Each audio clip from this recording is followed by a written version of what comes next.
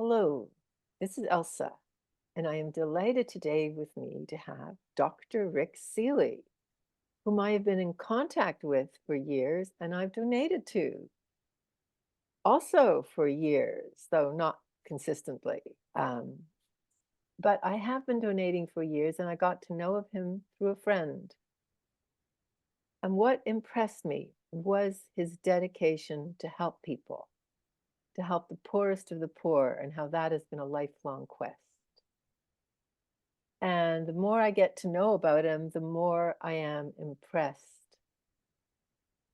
This one person with a dream from childhood, who's now over 60, I think you're almost 63, and you still have this dream and you're still working at it passionately. So instead of my saying more, I want to throw it over to you. When did you first realize you wanted to help people, as opposed to, I want to be a fireman? Well, my first thought to go to helping the poorest of the poor was when I was actually in a very little school at my home country in Belgium, in the Flanders, in North Belgium. Um, and one of my aunts, she was also a school teacher. And every morning she started the classes with reading some writings of Dr. Schweitzer, Dr. Livingstone's, and other Flemish doctors who had worked in Africa or South America, and describing the situation, how they set up a clinic there. And I was 10, 11 years, and I was thinking, that's what I want to do. I want to make a difference in the world. I don't want to spend my life just earning money and or like they say here, they put the lane full or the street full of medical doctors earning money. No, that was not my idea. I want to really help the people who needed the most help. So that was then came my first idea. I want to go only to these villages where there is no doctor at all, no clinic, no infrastructure, where people are dying, where they, like I have needed to be, like I have done in Bolivia and Haiti, where I actually need to cook rice first before they even can take their antibiotics or the pills they needed. And yeah, that's how it started.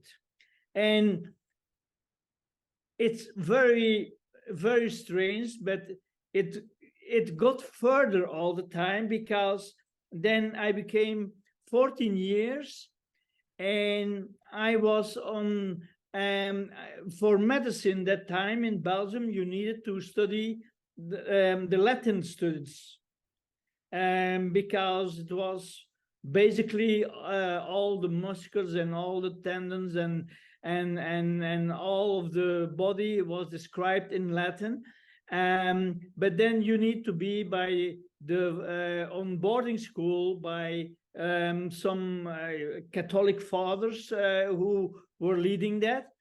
And there we needed to make a work about a certain country in the world, and it need to be over a whole year, and it need to include everything: the economy, geography, the history, what that country has gone through. And everybody of my class, they took like the United States or Sweden or France or Spain or Holland or all the countries we all know. And I say, no, I will do it another way. And I got that time, I always loved globes. And I spent my globe and I said, Rik, where you put your finger on it, that will be the country where you will go do your work about. And I came right in the middle.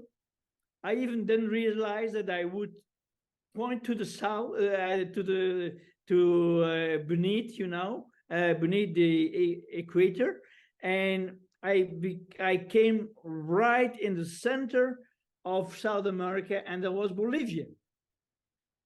And this was the poorest country of South America.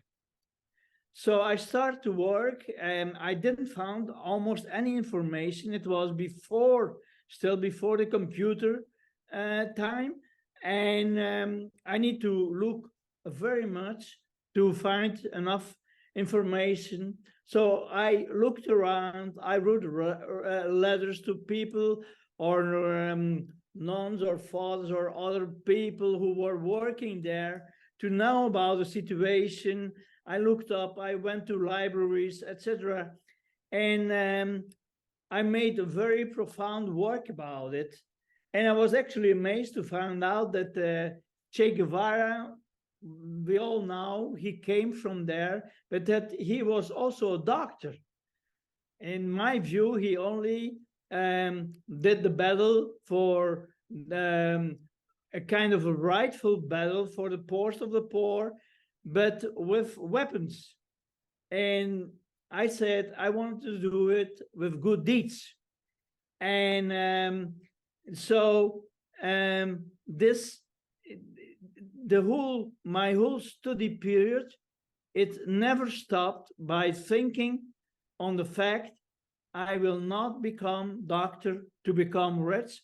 I will become doctor to help to be able to do surgery, because afterwards I did tropical studies, I did some surgery, and I did many things more, like what we call the orthomolecular medicines, that's more in the epigenetica, immunology, etc., to be able to help the people, to help them, first of all, from starvation, but also from all this disease that were attacking them, and where there was no doctor, sometimes not in 10 hours around it. And I went to there already within my studies. We got kind of an alternative internship we could do in my 6th and 7th year of medicine. And I went to Bolivia. And I went to the poor state hospitals there, the children hospitals. And I will never forget how these children were almost, that was a starving, and they were all dying. It was more a dying house than a hospital, of tetanus, of rabies, of malaria, of all these kind of diseases. And nobody was around there. And if the father or the mother didn't have the money to pay for treatment, they even didn't give a treatment. And most of them didn't have any money. So I couldn't understand it. I felt like living a nightmare, but in my work, it was like all the time, this can be true, because Belgium is pretty developed, and it came from a big hospital with 6,000 or 7,000 beds, and with everything available, etc. It was just new built in Leuven, near Brussels. And I said, this can be true. And from there, I went to the woman hospital. But what I found were girls of 12, 13, 14 years who were delivering in very hard pains. And they were on rusty beds, iron rusty beds, without mattress, without anything. and I I can't get it out of my mind how the blood was streaming beneath, and how beneath the rats and mouses were around them to get get the blood, you know. And we get like sometimes like 100 uh, newborn babies, because they don't have the means there to have any pregnancy control. They don't have the pill or whatever to not have, like I have seen so many times, 14, 15, 15 children, and 10 are already dead before they were 5 years. Because in the meantime, I had read an article also that every day more than 30,000 children die from only 5 diseases that very easy are preventable if we give them the needed food and the needed medicines. And it I was it just touched my heart very, very deeply. And it's I couldn't believe it. Actually, this was not because of war. This was not because of it was because it was a special disease. These children were all under 5 years. I want to emphasize it. They were all under 5 years. 30,000 each day die under 5 years, only from 5 diseases. From 5 diseases. So you can do this till 10 or 15 years, and you can do and take 10 diseases, and maybe you come at 100,000 every day. And so it confirmed actually what I was doing. If I really go to the heart of the poverty, I will make, or I can make a difference. And certainly, if I can multiplicate myself with local doctors or dentists when needed, and nurses, and take care for them, and even go to orphans when they went down, like in the earthquakes in Haiti, where I got 250,000 dead people, 800,000 were heavy wounded. So I even was lost myself. The whole families died. I wrote to you, Elsa, even a family living near to my home. They died together with their children. I barely escaped the house that night. Because it was a very, very serious earthquake.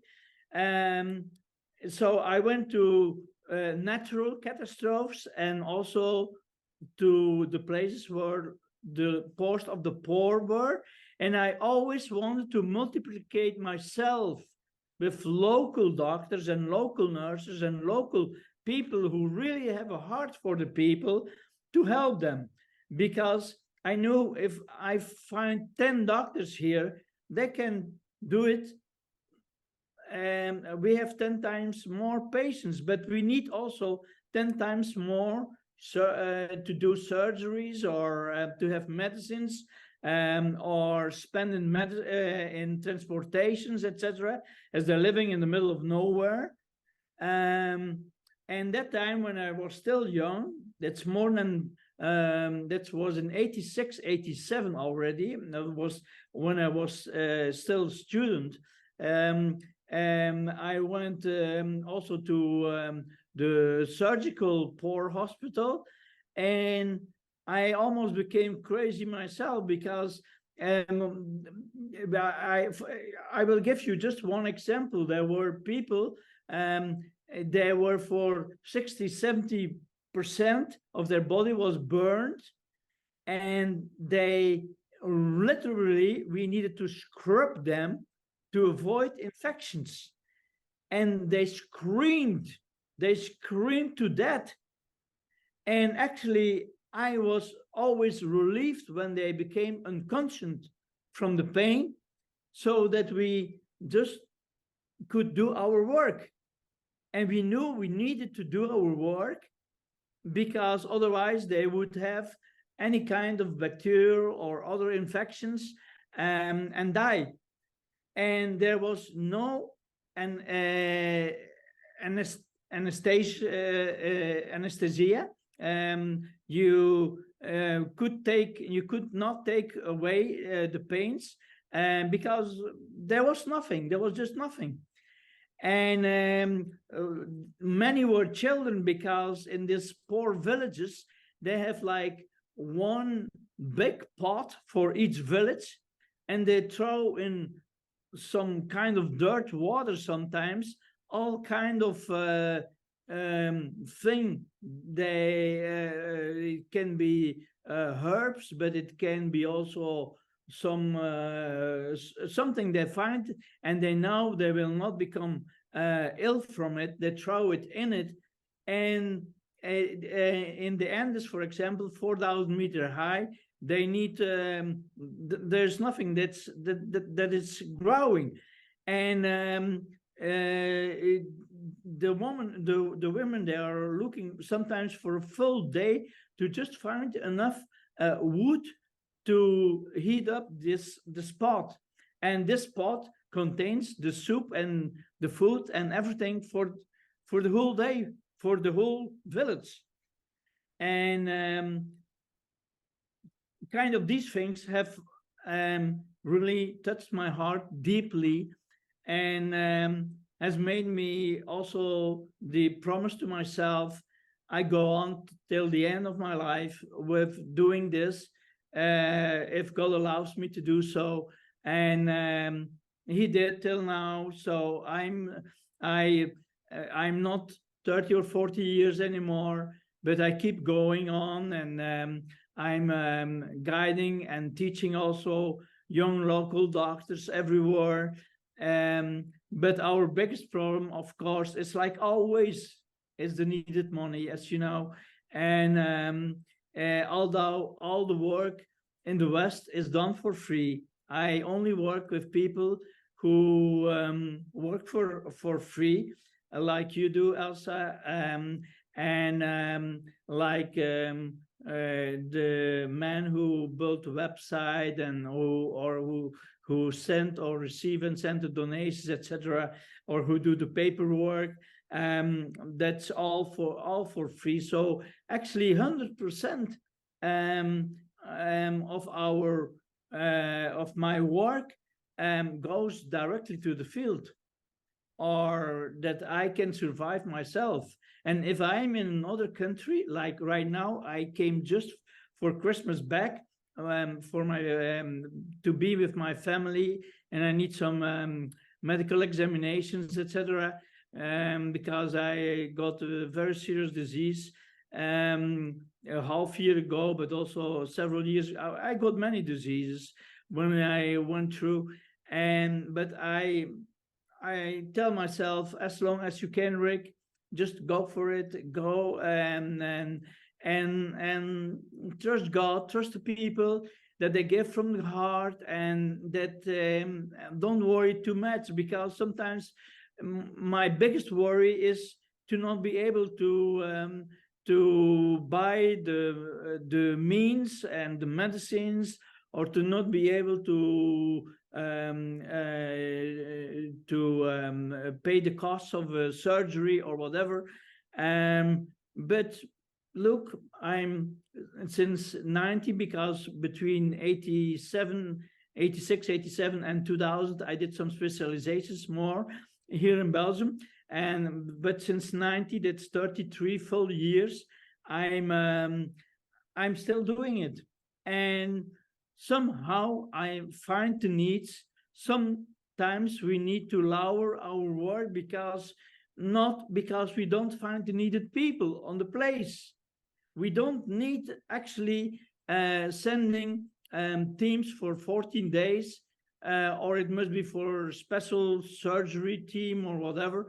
But we don't need all Western doctors there, they have them in the cities, but these come from these regions, from these poor regions.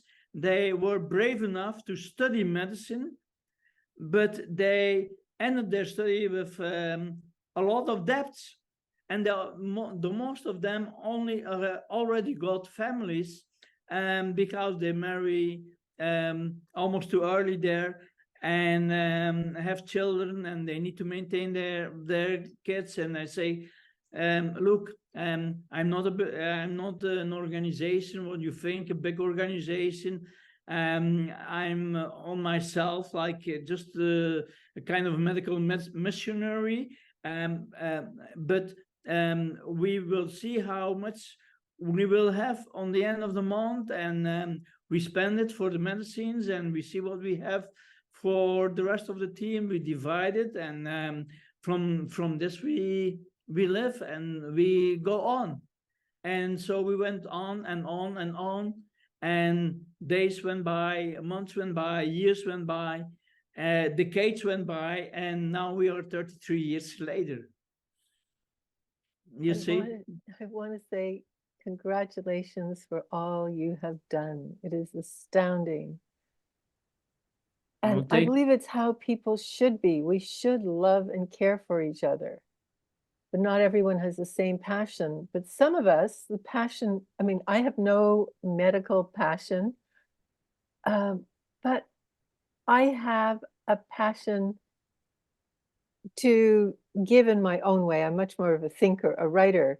But then when I connected with you, it was, well, one thing I can do is I do interviews.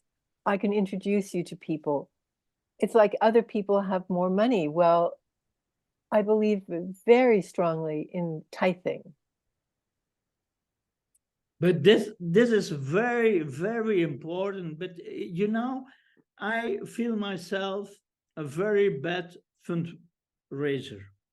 And on a certain moment, also Dr. Schweitzer say, look, I have my hospital here. I don't know what to do first. People in the West, they know me.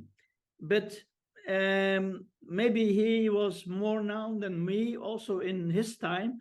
But I just go on, and I trust that some people will find me, and that on some way they will come a check to the organization I myself made, because I want to be as legal as possible. It's necessary in medicine. They told me this after a few years, because first I did it without organization. I was just on myself.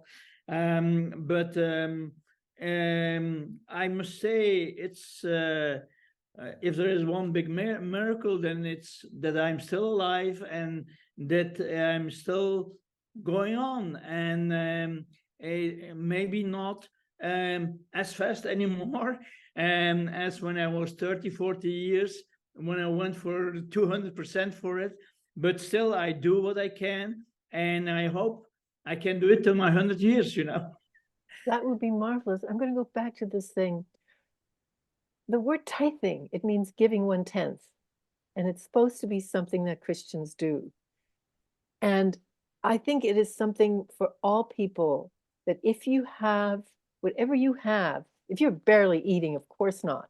But in fact, what my parents found when they came to Canada is that poor people because they would go at the country, would invite us in and invite us to share. So it is like it is our sharing. And I think that word is not a well-known word, because so much people are not encouraged to tithe. You give generously here or there, but I think it is just as important as what you are doing, that other people who don't have the quest to spend time in the wilds of Bolivia have the quest to give always a portion of their income, not necessarily to you, but to someone who has a greater need. I think that this is something that makes such good sense for you. And so one of the things that I hope is that, in fact, with this interview and other ways of getting more people to know about you, there will be more people who are generous to you, who recognize that they desire to be generous to you? Well, what you say, Elsa, is so true. Um, and I am always telling you that wherever I can, if it's in church or in a non-church environment, I say it's even in the Bible. Um, you can't you cannot only love with words. You know, Hmm.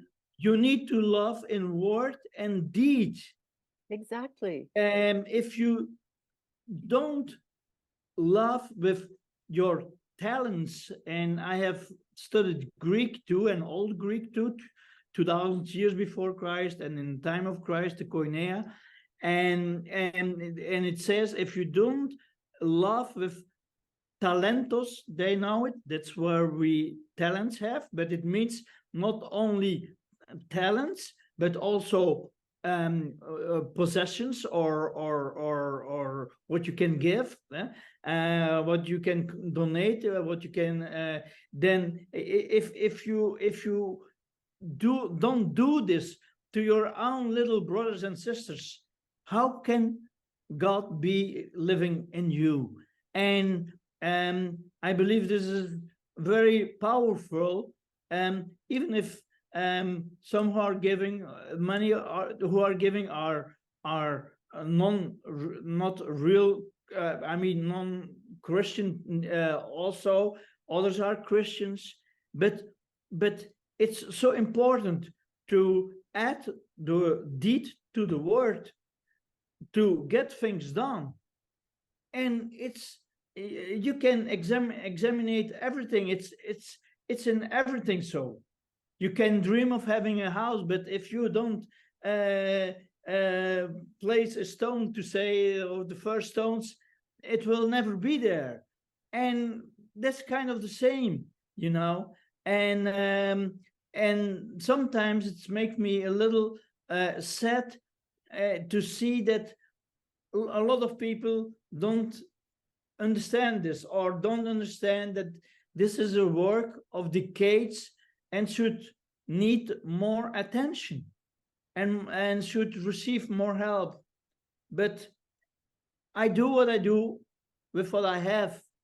I have decided so, because otherwise I have a heart attack. There are so many needs in the world, but there Mhm. is so much to do also, and we can do so much. I think that Thank there's you a so lot much, more Elsa. pressure in the West for abundance. Get a bigger car, get a bigger this, get, as opposed to that abundance is also the abundance of giving.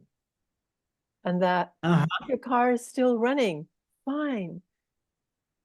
That abundance is meant to be shared. And the other thing is, I believe in connection, so that to give and not give without knowing you, okay, here's the money. I think another thing for me, and this is where I see myself playing a part, is that if people know you, that we know of our giving, where it is going, and it fills our heart. Because if I give to you anonymously, just you talk once, I think that there's something about an ongoing connection. um, Mhm. I know I've just very recently started doing a Substack, and you just emailed me about, oh my God, it's 110 degrees and there are all these forest fires around, and I sent it out, meaning that people Mhm. are connected and know this is where my money is going. Um, it's not only my money, my love. This is where my connection is going. This is the person it's going to. These are the people he's helping, because then we have a connected circle of caring. Uh-huh. That's really true. The connection, I mean, climate wise, um, there's so much to say about, but look at the universe and look at our little small planet and who we be. Shouldn't we be more careful for our own species? Shouldn't we be more, do more? Should God not be more pleased if we really do things instead of?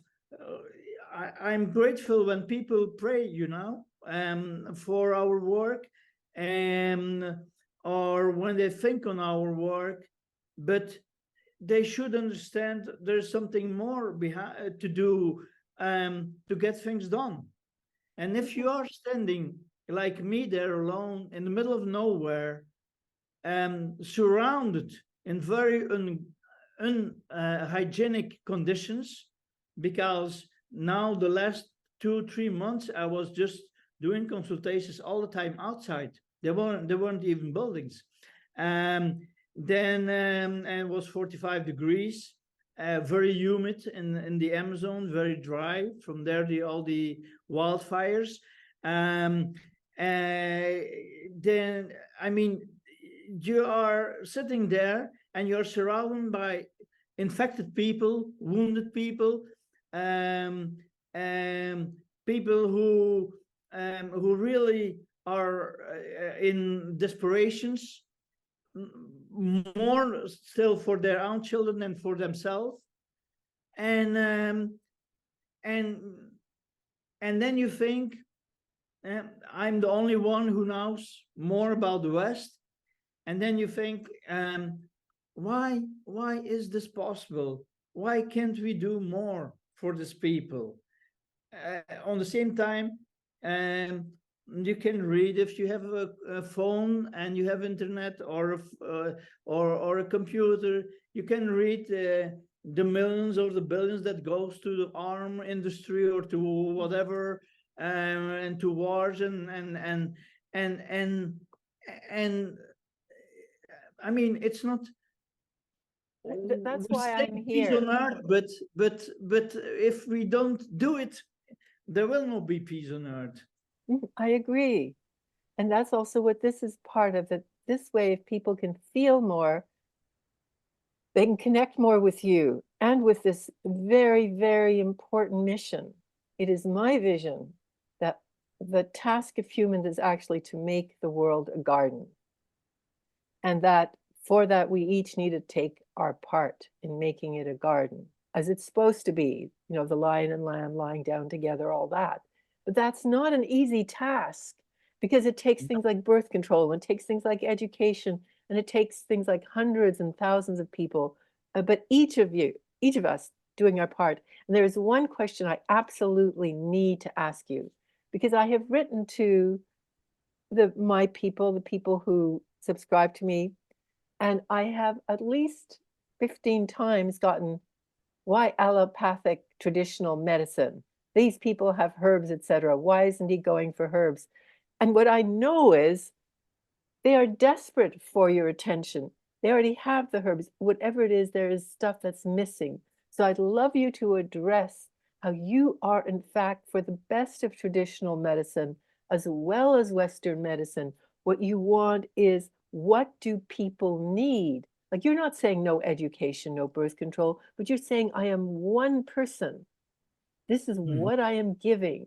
So I'd like you to address, the medicine that you mean is not traditional Western medicine, have surgery immediately or anything. But I'll give it back to you, that you address what I consider is a crucial question: the kind of medicine that you have, how it fits in with everything. Uh-huh. I'm sorry. The kind of medicine, the way you approach medicine, that you're not against traditional things. And I know, in fact, you have been ill recently, and you did not only use Western approaches, you also No, used no, no. Of herbs. course not. You No, used no, everything from every tradition, no. and that what you stand for is the best of all approaches to health. Of course. You know, um, I of course I have studied classic medicine to start with, but then you come and you are overwhelmed with needs. You are overwhelmed with patients, and you start to think. You start to think on nature also. You start to think on, or you hear many stories. If you get more involved in the culture of people who are healing with this type of herbs or that type, or whatever. I mean, there's so much to say about it. About this subject only I can talk for hours. But I learned so much more that I even studied it also in the West, and they have it also in the West, but it's also in pills made. But it's nothing more than nothing more. We shouldn't superestimate it. But powerful herbs, actually, all medicines, they are patented for big pharma, etc. But they come from nature, and you find many things that you can use there also for the people. If you use your brains, if you're creative, and you sometimes you know for sure, yeah, this or this will do it. Sometimes their immunity is so low, and they are so hungry. I mean, there's so much how to say, malnutrition, that you need to feed them. We all know, for example, to give a small example, everybody knows tuberculosis. Before there was a lot more tuberculosis here also, but then they even in official medical journals and everything, it's written every man or woman who is really good food, who has good food, will not develop tuberculosis. We have our own immune system. We have our own body who also fight. We can also put our mind. We can pray. We can set our mind on. We will, or I will be healed. Whatever it is, it can be cancer. It can be an autoimmune disease. It can be a very serious disease. But we can do so much more sometimes. But in the West, this is very restricted, and even I in Belgium need to be very careful with what I'm saying about all this. But I know what I'm doing. I know what I'm saying to my doctors, how they can handle these diseases. I'm daily in conversations with them. Even if I'm here, they write to me, my doctors, what should we do? And they describe the patient, and I say, why don't you try this or that? And a lot of times it's not a real traditional medicine that you should buy in CVS or whatever what it is in the West, in a pharmacy. You can do so much things, and even like you say, even getting connected, getting there for them, is almost a miracle. In Haiti, I never will forget, I came in villages. I was not only the first white man they ever saw, so I went so far away, although it's a little island, that they never saw a white man. But I was, of course, also the first doctor. And they were dancing around me, once they got to know me. And they take it so for granted when I say you should do this or that or this, and you will be healed. And you come back, and what you see is, Dr. Rik, you say me this or that, or you give me this or that advice, and I did it. And look at me. I feel good now. I'm happy. So there's so much to say about it, so much more. And many prayed for it. Many others were more connected with their mind and body, because we all know more and more that mind and body are very connected. If we are not healthy in mind, how can we be healthy in our body? So we should be careful for ourselves also. I always say, don't try to heal sick people. if you yourself feel sick, you need to be yourself healthy and having um, some knowledge, but it can be also from the people themselves, you know. They call it medidos caseros. That's like house-made treatments, you know, that they, by experience, by culture, sometimes of hundreds or maybe thousands of years, have developed, and now this will work against this and this against another disease. And I'm happy to meet some people like this too, you know. So we don't want to make too much separation. We take it all together, and we do what we do with what we have. And actually, with the money, it's the same, although it's very in this balance, to be honest. When you don't even can buy food for your people, and sometimes not even for your own doctors and nurses where you are working with and who have a family.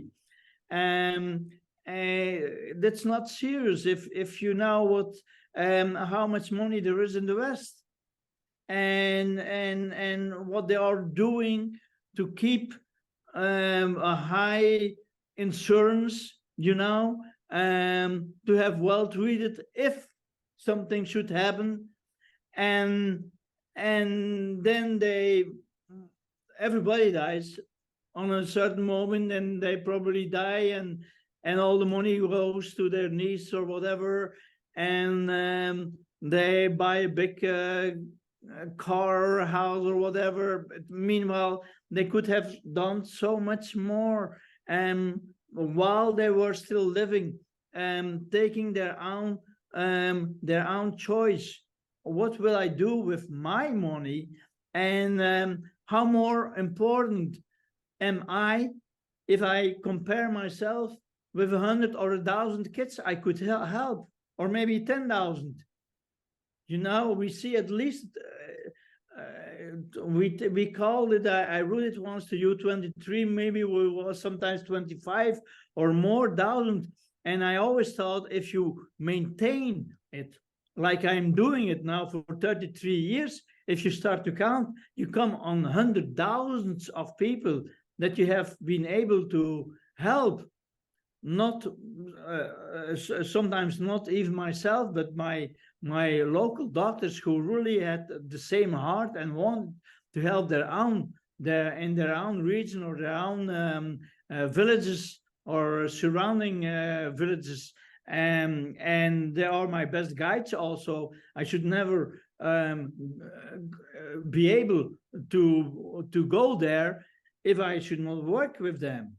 If they come, if, for example, teams come for 14 days surgery from big organizations like Operation Smile, etc., and Doctors Without Borders, they can go there because they don't know the way. I mean, the more stay in cities or at the last small cities, maybe still, if there's if there is still enough infrastructure, but go 50, 100 kilometers further. For example, Bolivia is considered small in South America, but it's still 36 times my own country. Of course, Belgium is very, very small. But anyway, I want to make just a comparison. You know, I've worked in Pakistan too. That was completely crazy. That was very dangerous. A colleague of me had been murdered, beheaded by Al Qaeda and Taliban. I mean, but why having all this fear and all these things? If you see where people really are going through, most of the people. So I just go and see what if they invite me. I have done the same, and because they sponsored me from WWM, Worldwide Medical Mission or something, in the Philippines.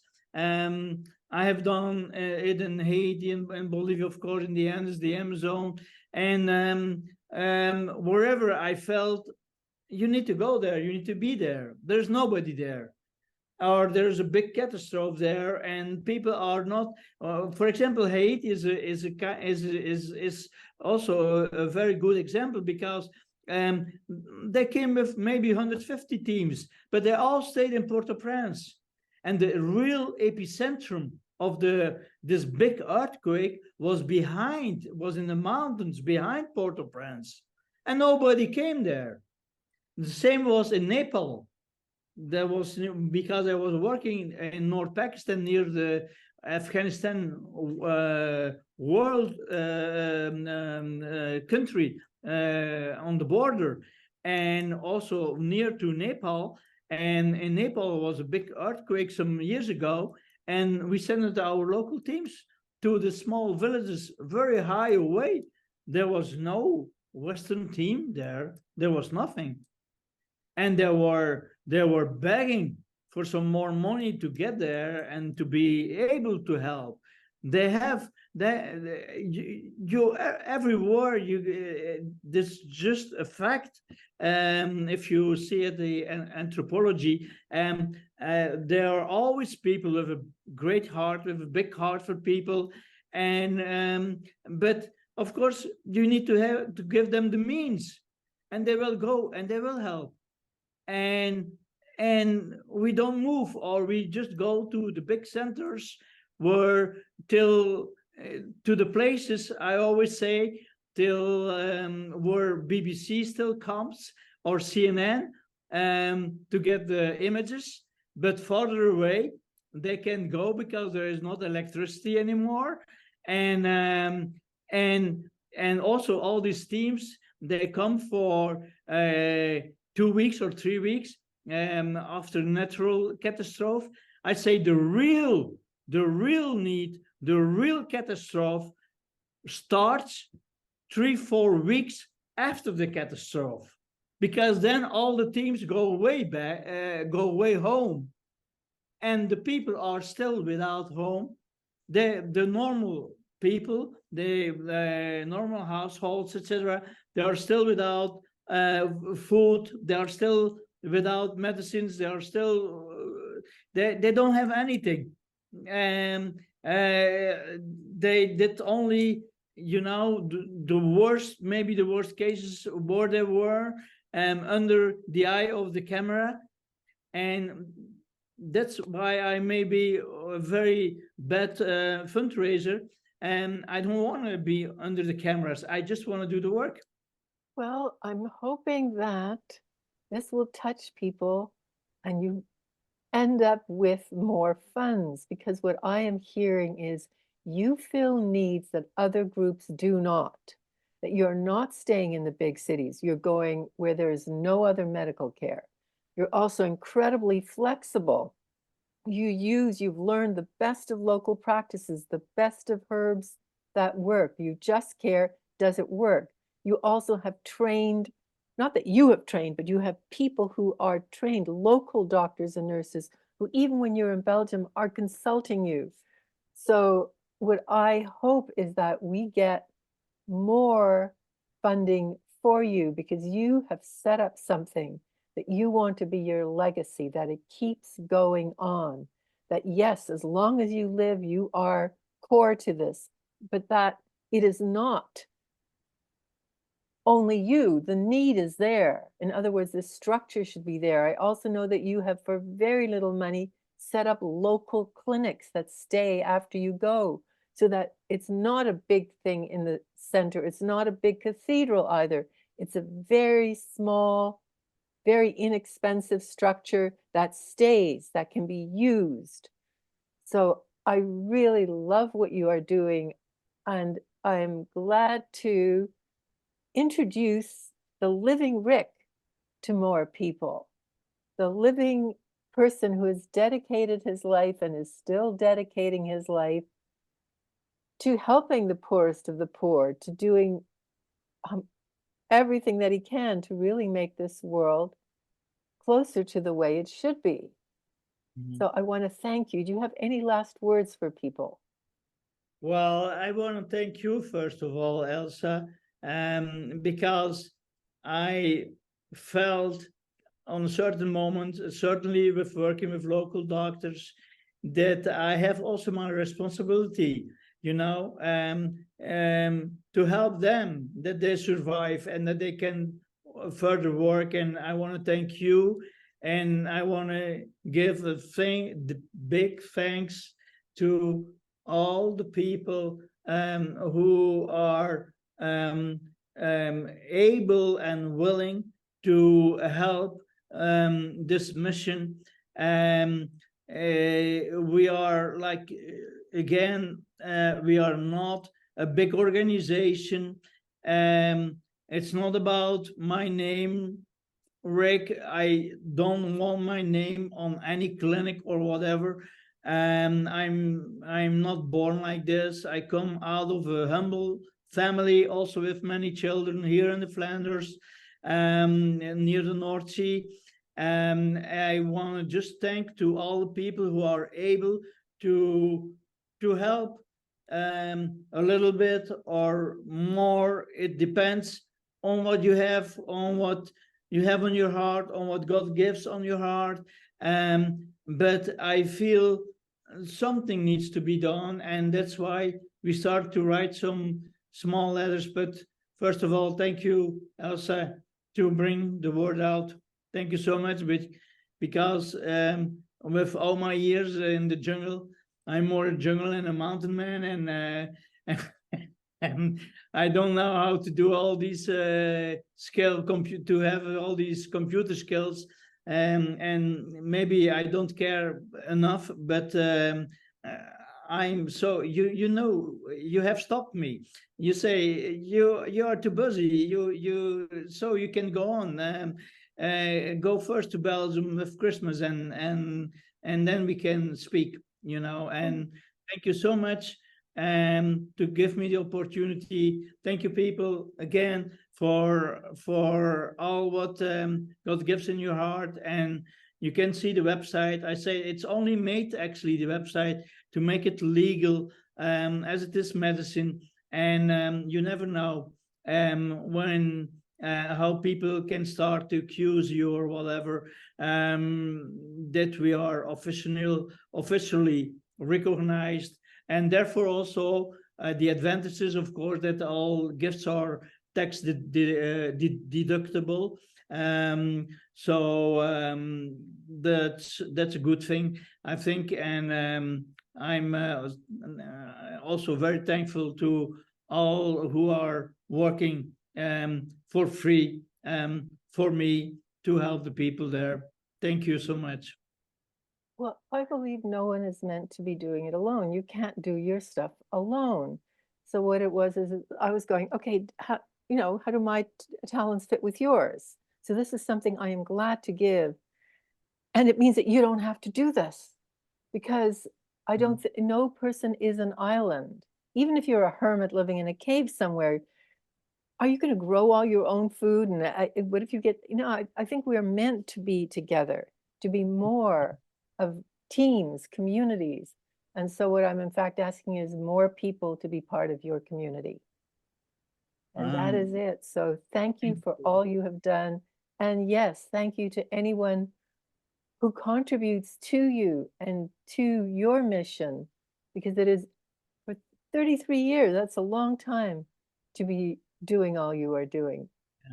yeah, it is. Thank you, and God bless you all. And I'm sure, when you are doing good things, you I believe it's better to give than to receive. You yourself will feel better.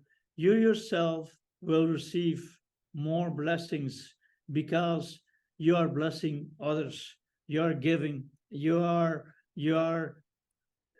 part of the ministry. You are part of this mission. It's not my mission. Don't look at this. It's You are part of it. You are just as important as me. Like Elsa said so clearly, she's not called to go there, but she's called to help the poor. And maybe you too are called to help the poor, but you don't know how. I have seen the big TV shows and the big organizations. I have read about it. Sadly enough, and many times things go wrong. It's the reason why I didn't start with a big organization and just went became a member. I said I started when I had done my studies on my own, and to help the people and to stay as long as I want. As I how can somebody from Brussels or New York or wherever or Miami say, and now you need to go there, when I see still children falling dead before my eyes? That's impossible. So you need to be there. And there are few, there are none actually, almost, who have ever visited me in these 33 years.